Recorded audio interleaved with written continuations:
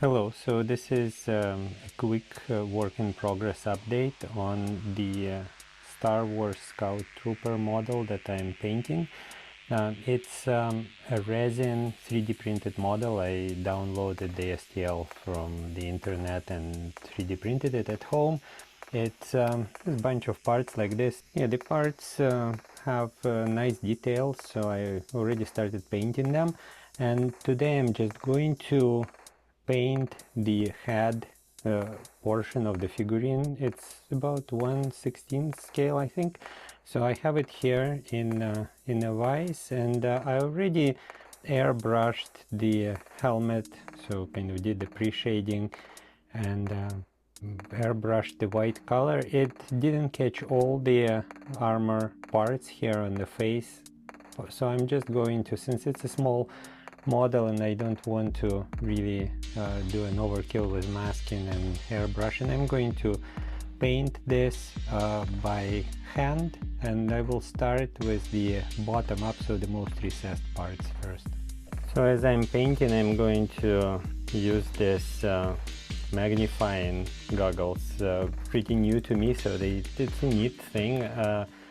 Have interchangeable lenses that I can install. This is the lowest power, and has a little switch with the additional light on the top that I can angle at the part I'm painting. So we'll see how it works.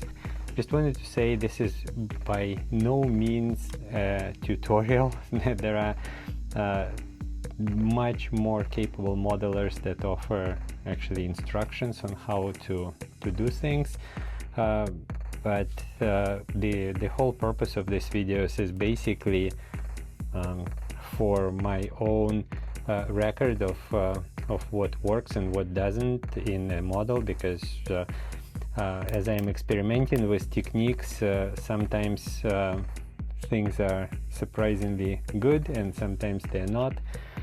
So I'm going to try different things and see what the result is, and then hopefully if I later look at these videos, if I have a chance, maybe it would be useful reference point to myself.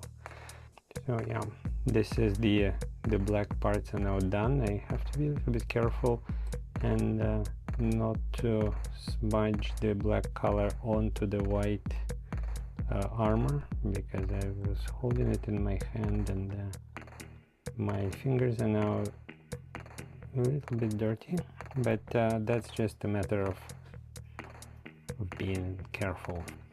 So I'm finding that I'm leaving quite a bit of brush strokes with this, which is okay for this small regions, especially kind of under the visor of the helmet, but that's why I airbrushed. I thought that the armor would not look particularly well with this. So I'll try to smooth this out as much as I can, and also I'm going to weather it, so I'll make some dirt marks on the armor panels later, so hopefully that will hide it. Here on kind of the forehead part, I'm just going to put a highlight. Alright, so now I'm going to do a little bit of weathering, so maybe we'll do the kind of the panel line. I noticed that there is a bit of a panel line right here, so I'm going to try to show it. Should note also that I'm cutting some corners here, so normally I would put the kind of the top coat, the clear coat on top of the metal parts, and then do weathering, panel lining, decals if any, and then do the matte finish.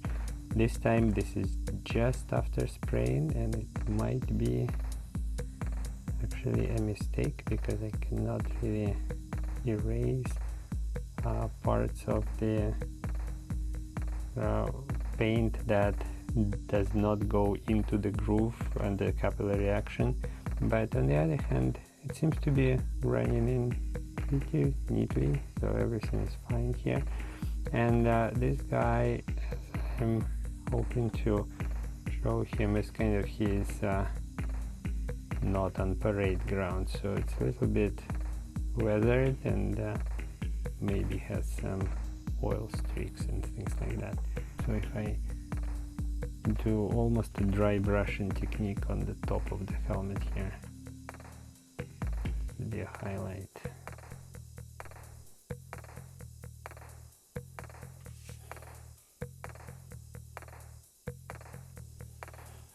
Alright, and so this is it. And so this is going to be the Scout Trooper's head, the clear coat matte finish later on, and that would be it. Well, we'll follow up with the rest of the parts next time and see how it goes.